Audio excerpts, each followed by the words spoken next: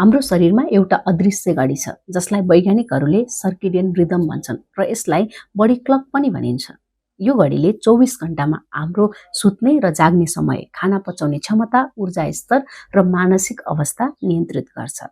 हाम्रो शरीरले हरेक काम आफ्नो ताल अनुसार चलाउँछ, तर जब हामी त्यस तालको सम्मान गर्दैनौँ तब हाम्रो ऊर्जा, मनोभाव र स्वास्थ्य प्रभावित हुन्छ।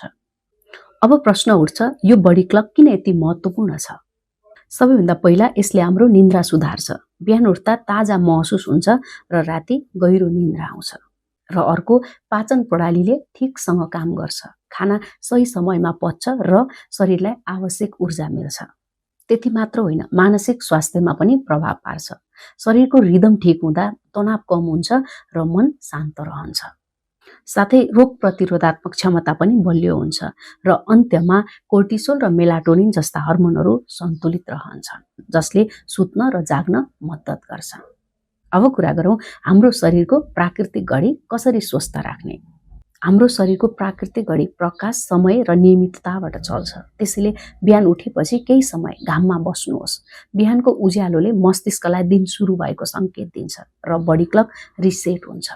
त्यसपछि सुत्ने र उठ्ने समय नियमित राख्नुहोस्। हरेक दिन फरक समयमा सुत्दा शरीर अल्मलिन्छ, तर नियमित समयले रिदम स्थिर राख्न मद्दत गर्छ। सकेसम्म खाना नियमित समयमा खानुहोस्। यसले पाचन प्रणालीलाई तयार पार्छ र मेटाबोलिजम सन्तुलित राख्छ।